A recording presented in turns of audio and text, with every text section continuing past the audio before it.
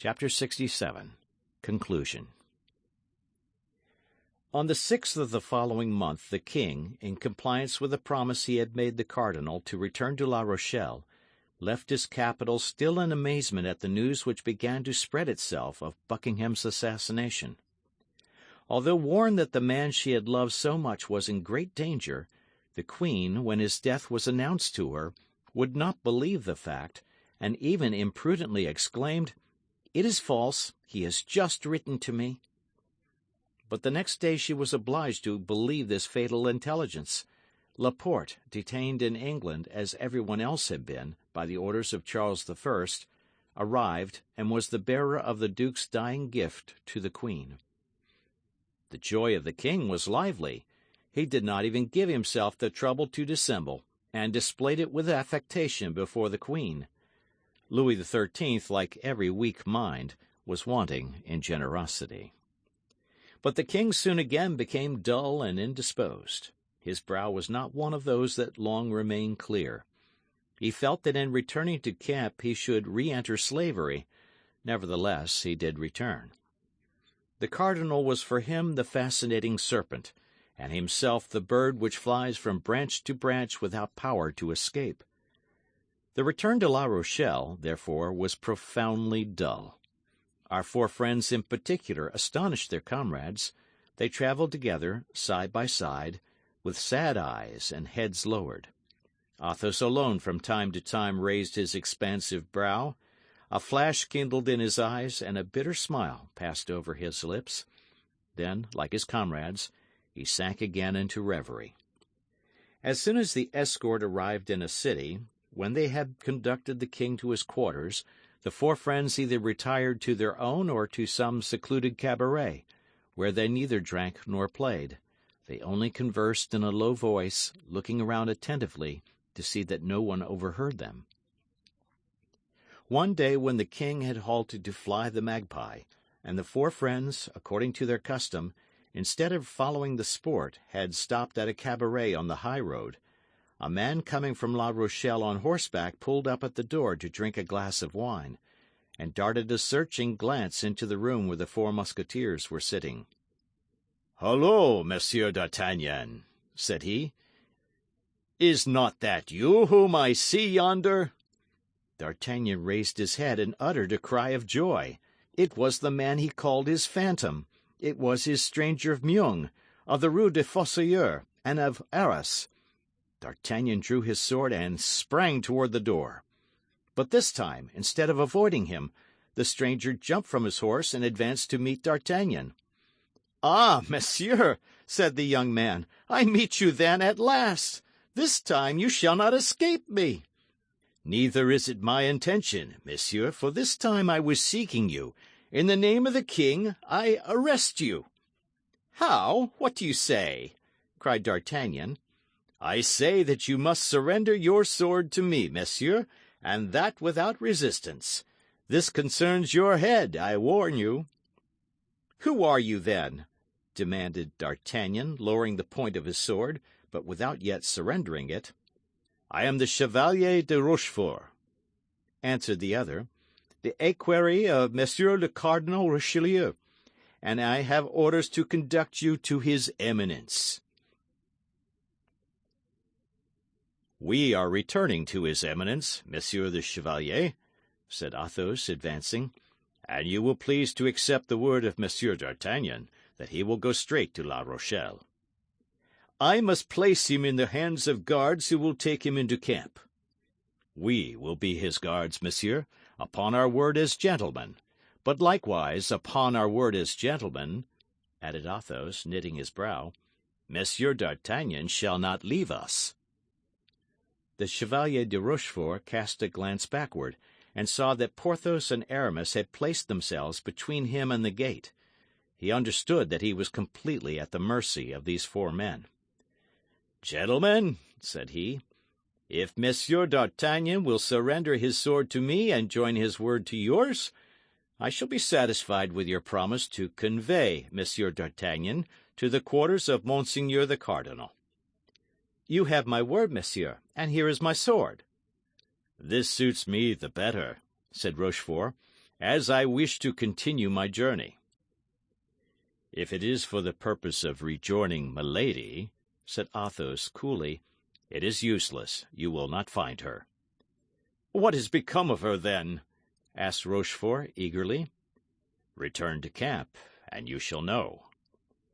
Rochefort remained for a moment in thought. Then, as they were only a day's journey from Surgères, whither the cardinal was to come to meet the king, he resolved to follow the advice of Athos and go with them. Besides, this return offered him the advantage of watching his prisoner. They resumed their route. On the morrow, at 3 o'clock in the afternoon, they arrived at Surgères. The cardinal there awaited Louis XIII. The minister and the king exchanged numerous caresses, felicitating each other upon the fortunate chance which had freed France from the inveterate enemy who set all Europe against her. After which, the cardinal, who had been informed that D'Artagnan was arrested, and who was anxious to see him, took leave of the king, inviting him to come the next day to view the work already done upon the dike. On returning in the evening to his quarters at the bridge of La Pierre, the cardinal found, standing before the house he occupied, D'Artagnan without his sword, and the Three Musketeers armed. This time, as he was well attended, he looked at them sternly, and made a sign with his eye and hand for D'Artagnan to follow him. D'Artagnan obeyed. "We shall wait for you, D'Artagnan," said Athos, loud enough for the cardinal to hear him. His Eminence bent his brow, stopped for an instant, and then kept on his way, without uttering a single word. D'Artagnan entered after the cardinal, and behind D'Artagnan the door was guarded. His Eminence entered the chamber which served him as a study, and made a sign to Rochefort to bring in the young Musketeer. Rochefort obeyed and retired. D'Artagnan remained alone in front of the cardinal. This was his second interview with Richelieu, and he afterward confessed that he felt well assured it would be his last. Richelieu remained standing, leaning against the mantelpiece. A table was between him and D'Artagnan. "Monsieur," said the cardinal, "you have been arrested by my orders." "So they tell me, monseigneur." "Do you know why?" "No, monseigneur, for the only thing for which I could be arrested is still unknown to your Eminence." Richelieu looked steadfastly at the young man. "Hullo," said he, "what does that mean?" "If monseigneur will have the goodness to tell me, in the first place, what crimes are imputed to me, I will then tell him the deeds I have really done." "Crimes are imputed to you which have brought down far loftier heads than yours, monsieur," said the cardinal. "What, monseigneur?" said D'Artagnan, with a calmness which astonished the cardinal himself. "You are charged with having corresponded with the enemies of the kingdom. You are charged with having surprised state secrets. You are charged with having tried to thwart the plans of your general." "And who charges me with this, monseigneur?" said D'Artagnan, who had no doubt the accusation came from Milady. "A woman branded by the justice of the country? A woman who has espoused one man in France and another in England? A woman who poisoned her second husband and who attempted both to poison and assassinate me?" "What do you say, monsieur?" cried the cardinal, astonished. "And of what woman are you speaking thus?" "Of Milady de Winter," replied D'Artagnan.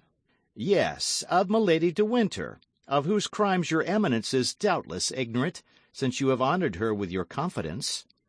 "Monsieur," said the cardinal, "if Milady de Winter has committed the crimes you lay to her charge, she shall be punished." "She has been punished, monseigneur." "And who has punished her?" "We." "She is in prison?" "She is dead." "Dead," repeated the cardinal, who could not believe what he heard. "Dead. Did you not say she was dead?" 3 times she attempted to kill me, and I pardoned her. But she murdered the woman I loved. Then my friends and I took her, tried her, and condemned her. D'Artagnan then related the poisoning of Madame Bonacieux in the convent of the Carmelites at Bethune. the trial in the isolated house, and the execution on the banks of the Lys. A shudder crept through the body of the cardinal, who did not shudder readily. But all at once, as if undergoing the influence of an unspoken thought, the countenance of the cardinal, till then gloomy, cleared up by degrees, and recovered perfect serenity.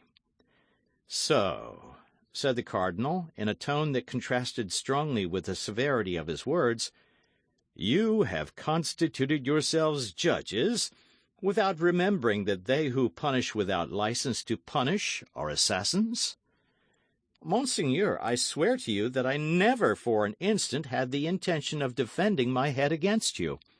I willingly submit to any punishment your Eminence may please to inflict upon me. I do not hold life dear enough to be afraid of death." "Yes, I know you are a man of a stout heart, monsieur," said the cardinal, with a voice almost affectionate. "I can therefore tell you beforehand you shall be tried, and even condemned." Another might reply to your Eminence that he had his pardon in his pocket. I content myself with saying, "Commend, Monseigneur, I am ready." "Your pardon?" said Richelieu, surprised.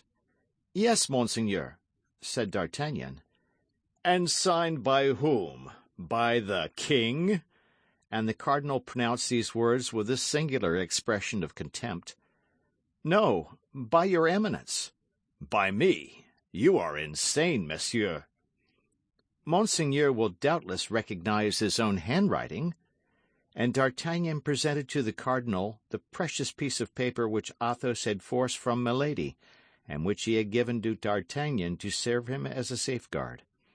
His Eminence took the paper, and read in a slow voice, dwelling upon every syllable. "December 3rd, 1627.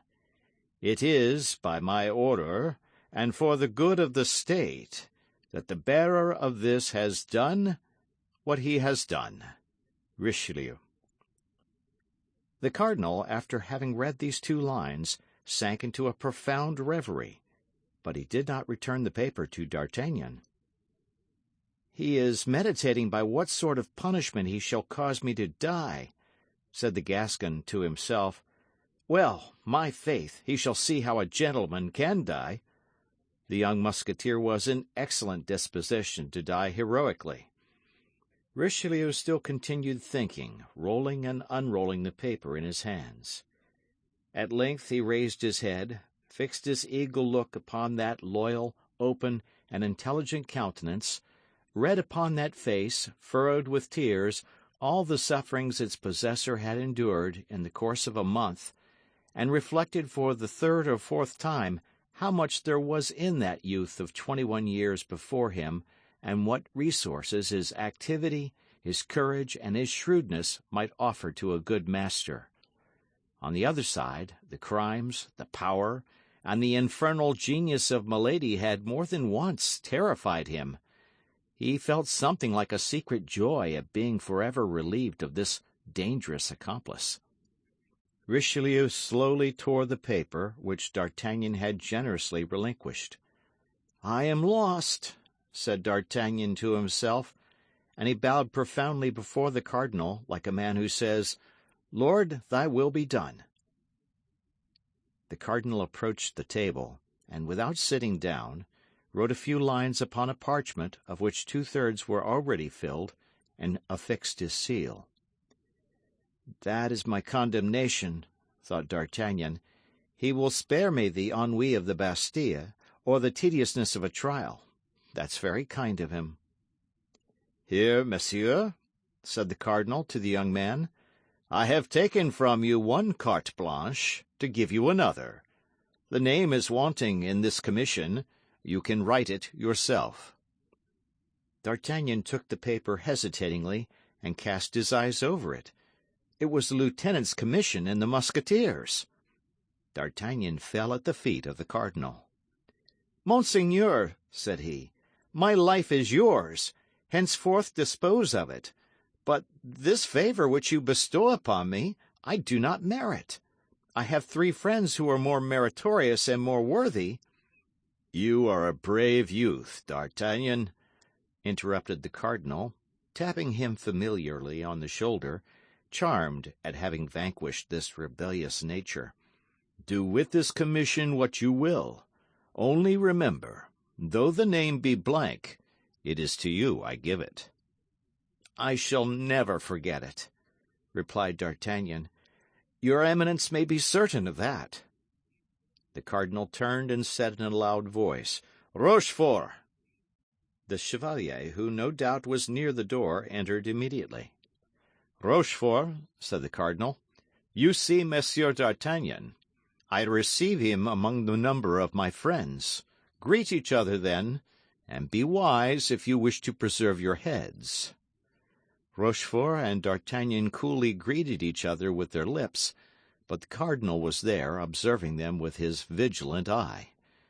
They left the chamber at the same time. "We shall meet again, shall we not, monsieur?" "When you please," said D'Artagnan. "An opportunity will come," replied Rochefort. "Eh?" said the cardinal, opening the door. The two men smiled at each other, shook hands, and saluted his Eminence. "We were beginning to grow impatient," said Athos.